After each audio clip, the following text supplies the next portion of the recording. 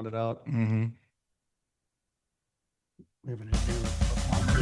And this is what we're gonna do. I'm gonna say the word sponge, and you guys are gonna say the first word that pops into your head. Okay? Ready? 1, 2, 3. Sponge. Sponge. Yellow. Sponge. That's mine.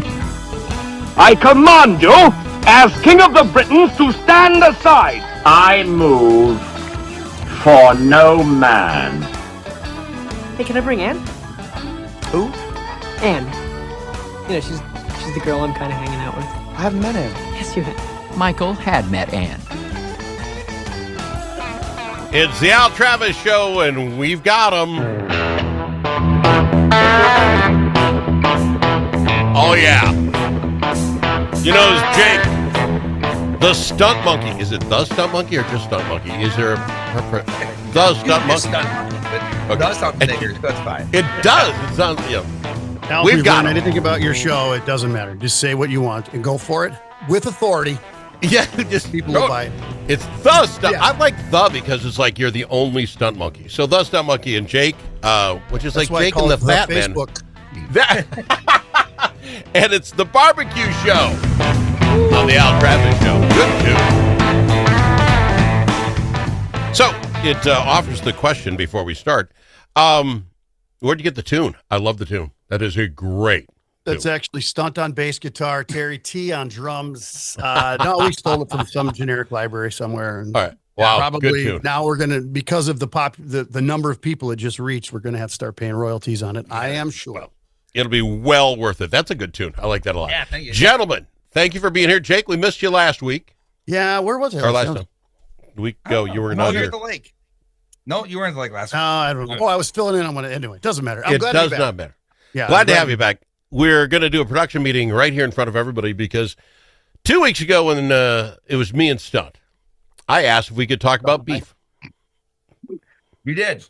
Yes, Am I married to you, Jake? That's something my wife would say. Correct me. Okay. I know that's what my wife would have said too. So Yeah. Stunt and I. Anyway, So I'm Stunt sorry. and Go I ahead. are doing a little radio show called The Barbecue Show. And I was hoping we'd talk about beef this week. Right. Then I get a production note saying that we're looking at leftovers. And I thought to myself, better with what happened over the 4th of July. What are we talking about today? Well, we Beef thought or leftovers? we thought it'd be nice to coincide with the show that we have going on this weekend, Okay. and talk about that a little bit. We were prepared to talk about leftovers, not so much to compare beef or talk about beef at the moment. So it just made sense because we're very what's the word, particular about what we do. Well, no, I and did whatever you guys tell me to do. So so we're doing leftovers, right? Because I think this is We I thought like- also a little more timely, if that makes sense, because you just came off of the holiday. A lot of people Yep. just wrapped up graduation parties or backyard picnics, weddings, family reunions. You might have leftover barbecue stuff in your freezer. Oh, I do, and that's why I'm like, this is a better topic. If I may, can I ask a question to the barbecue guys? So I do a rack of ribs. Did 2 racks, so let's not get picky. On the Traeger, loved it. Different kind of wood pellets, kind of figuring that stuff out. We talked a little bit about that. But you have leftover, almost a rack of ribs left over. Mm-hmm. Throw them in the fridge in a Tupperware. How do you reheat them? Can I freeze them again and then just take them out? Does that suck all the juice out of them? Personally, a rib doesn't last that long in my house generally, but there was a whole rack left over. I'm not really worried about it. So I would say there's 2 options when it comes to leftover ribs. One is Tupperware in the fridge. They're probably gone the next day. If you have a decent amount, like a full rack, what we like to do is debone them and then, package them up and freeze the meat, because now you can use that meat in something down the road. yeah, Oh. that's the first thing I was going to say. There was a few bones left. I would leave it the way it is. Just you gnaw on them throughout the week anyway. Yeah. But if it's a whole rack, debone it all, and then you have something to use in breakfast burritos or whatever you come up with. Right. Oh, that is a great idea. Okay, let me ask you this. If you're to reheat, let's say it's on the bone. I'm a lazy guy, throw it in the microwave. It tastes weird to me. My dad said throw it in the air fryer. Have you guys got an air fryer? Put it in there, and it seems to perk them up without draining any extra fat out of them. What's your way of reheating the rib? Air fryer is not a terrible idea. Okay. Better than the microwave. Yeah, better than microwave, of course. If it's a rib, quite honestly, I'm probably going to eat it cold.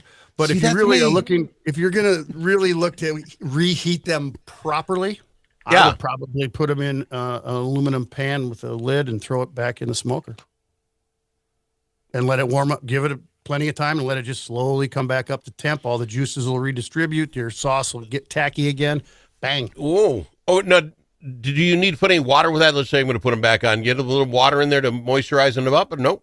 If I would not, if you're going to, though, I would put them on a rack so they're not in the water. So there's a little water bath under them, maybe. But that would be it. I wouldn't normally do that though, because it could make the meat really soggy.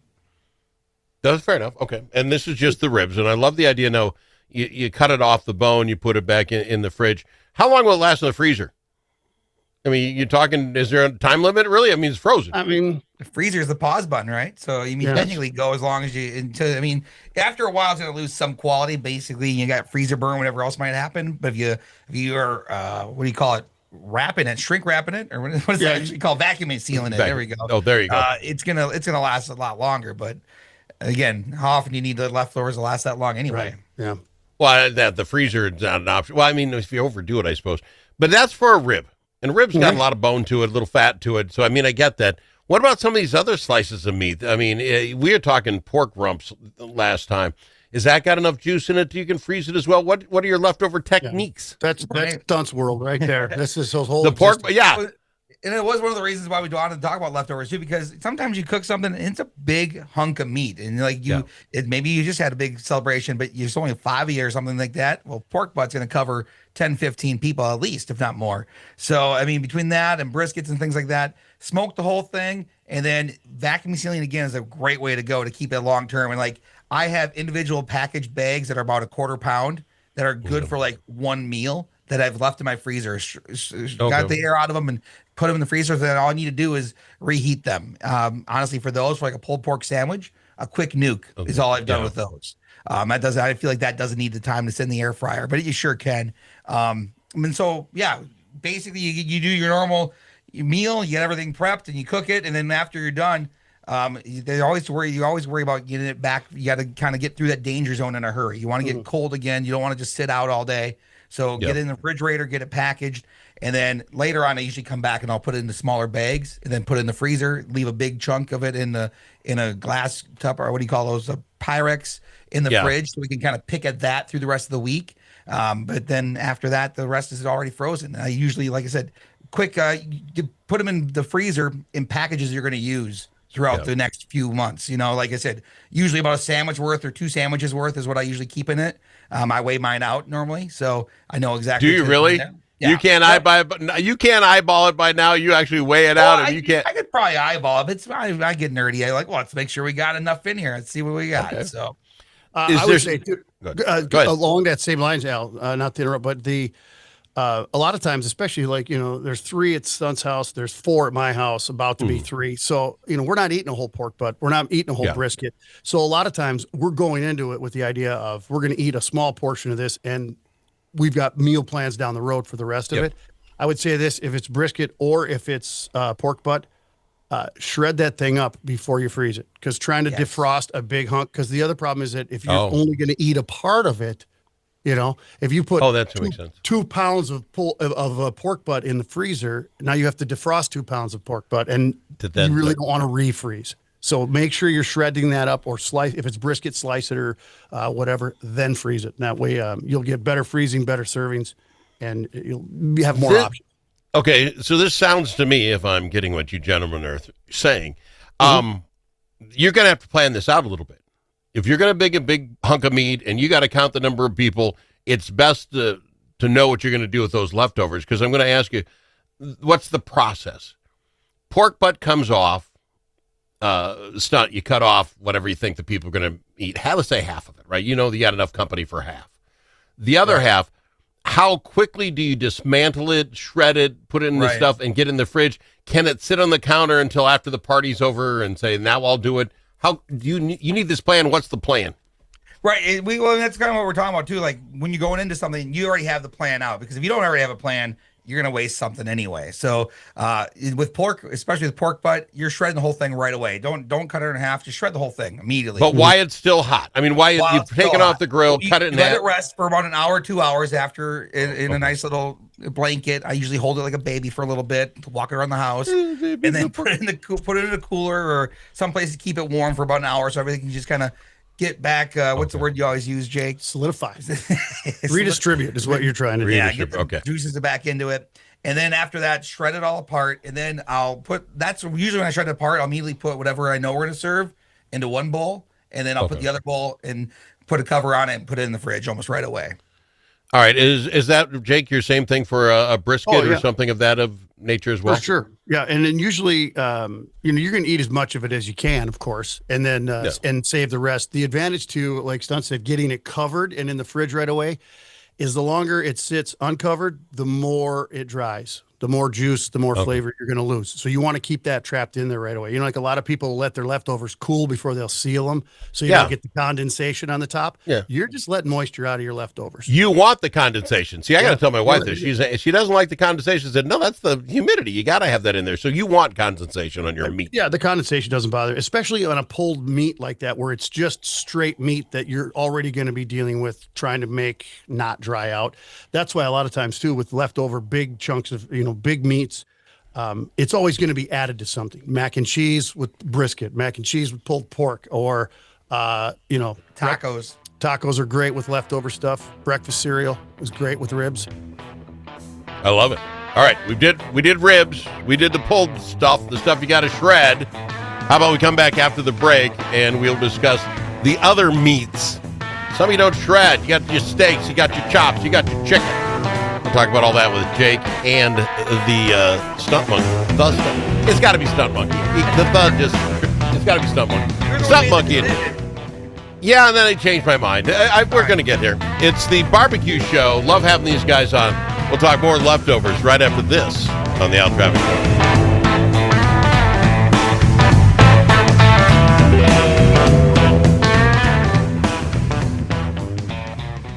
If it's your turn to host a game, Grandpa's Barbecue suggests you try something different.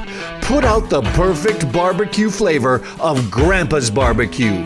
Add it to your ribs, dip the meatballs, or drench your wings in the original flavor of Grandpa's Barbecue. It isn't too hot or spicy, fruity or smoky or whatever. Grandpa's Barbecue. Available in select stores and online at grandpasbarbecueshop.com. Dust from gravel roads and driveways does more than make your car dirty inside and out. It gets down into your lungs, and it's bad for your health. Now there's an environmentally friendly solution for your dust problems. It's called Dust Lock. Dust Lock can control all your summer dust problems with just one application. Protect your vehicle and your lungs. Learn more at dustlock.com.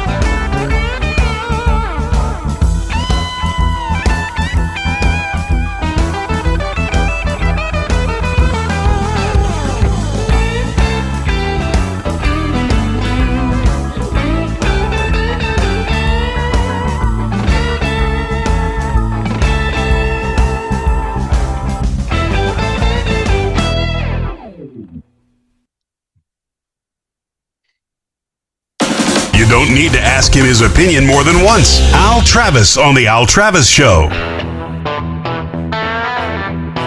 It's Jake, it's Stunt Monkey, and we're talking the barbecue show on The Al Travis Show. Why don't we tell folks, where might I catch the actual barbecue show across this fine state of Minnesota? What stations are you on? Absolutely. We're on KTOE in Mankato, KRRW in New Ulm, KFOW in Owatonna, and on KSUM in Fairmont. Oh, fantastic. Okay. And we're always available for podcasts right after the show airs on the weekend. The show goes up on podcasts and all your favorite platforms. Oh, fantastic. And so we appreciate you coming on and talking the show with us. Just quick disclaimer before we get into the rest of the program. Does it matter to either one of you if it's barbecued with a rub or with a sauce? Does that change how you would keep the leftovers? Does that change the formula whatsoever in the reheating process or anything? Not really. I mean, okay. Your rub's going to be a little. If you've got something that was dry rubbed and served as a dry, it's naturally going to be drier, obviously. So that's for sure going to be something that you're going to want to add to another dish to kind of bring it back to life. The other thing too to remember is that if you're talking about putting leftover ribs or whatever into like mac and cheese or into another thing, maybe you're going to make a chicken salad out of your leftover chicken and whatever. If it's sauced, it might not be the greatest addition to whatever you're adding to as well, because that's going to be a different flavor profile is going to run into each other. All right, fair enough. We talked about obviously the pork butts and the briskets and that sort of thing. We talked a little bit about ribs. What about some of the more delicate meats? Is that a good the steak, hamburgers, chicken? Yeah. What? The steak number one, you have leftovers? All right, so steak. Here's the best leftover for steak. Isn't going to keep like some of the bigger pieces are. You're not going to take leftover steak and throw it in the freezer. What I would recommend is the next day, if you grill steaks, tonight, and you've got a half a steak or a full steak left, the next day, take and slice that bad boy into thin slices. Get yourself a French loaf or a baguette, and cut it on a bias. On a what? On a bias. Have we turned French baguette and bias? What? Can you talk to me like an American? What are you talking about on a bias? I'm multilingual, Al. I can talk. I know sarcasm too. It's amazing. Okay. But anyway, slice up little crustini breads, and then what you want to do is put a little horseradish on there, and then a slice of that steak, and then you cover that with some Swiss cheese, right, and maybe a little garlic butter, and then you slide that in the oven for a couple minutes until the steak cheese slider time. Ooh. And then you pull those out, and they're just amazing. You've got little steak sliders, and they're just little open faced. They're just perfect snack size. They make a great little lunch. That sounds like that. I am a big sucker for, I mentioned earlier, the pulled pork or brisket, making like an egg burrito. I love mixing my leftovers with eggs in the morning for all week. Egg, just like a scramble even with some eggs or something like that. It's just a fantastic. So steak and eggs in the morning, just chopped up, even just to reheat back in the pan with your eggs is always fantastic. Watch this. Stunt, what do you do with your leftover vegetables? Oh, that's a great question. You mean the potatoes or the French fry? I don't know when a potato became no longer a vegetable and it's now a starch. What is that? It doesn't matter. It still tastes good as a fry. Vegetables are shrimp. And so we sometimes have leftover shrimp, which is like a vegetable. And it's same thing. Those go great in tacos or any other thing. Pasta, if you're making a pasta thing, you can throw Ellis meat in there. This sounds bad, but do real barbecue guys barbecue vegetables? Sure. Do you do that? Do you? That doesn't weaken your image? Probably not. I don't know. We have talked on the show with some dietitians and stuff. We've had them on the show, like getting closer to the holidays with some healthier ideas. And everybody always goes to vegetables. And the one thing April Graff from Hy-Vee in Mankato said to us was, we doctor up our meats. Why don't we doctor up our vegetables? And that might have been the most life-changing moment I've had. Yeah, because since then I'm like, you know what? Let's add a bunch of stuff to this vegetable and see what happens. And it turns out, like, you get Brussels sprouts at a barbecue joint. Oh my gosh, I hate Brussels sprouts. But you get them in a barbecue joint, it's life changing. Yeah, they're amazing because you add bacon right away. Well, the first move. Yeah. Yeah, exactly. bacon butter. And so, and what we did learn also, and this is important for people to understand, is that you got to go. 1 minute. Give me your last minute. Is that adding things to the vegetable does not take away the goodness that's in the vegetable. So if you're putting garlic butter and you're adding bacon to it and stuff, you're still getting the goodness of the Brussels sprout. You're just getting it with some flavor. Yeah. You wouldn't eat your love steak just that. plain. You put some seasoning on there. Yeah. Eating vegetables with bacon and cheese is still healthy. Yes. That's what I heard. Well, we can go with that. There's something healthier in there, but it's like the baked potato or the loaded baked potato. Yeah, the loaded tastes better, but it may not be better for you in the end. Maybe. Are you a food scientist, Al? Because No, I am not. Do what we love what we do. Jake, also Stunt, thank you guys for coming on the program. It's called The Barbecue Show. Get it wherever you get your podcasts. That's the thing, gentlemen, in one of the great radio stations. And we'll catch you guys in a couple weeks. Fair enough? thanks, Al. Thank you. They got him. The Barbecue Show on the Al Travis Show.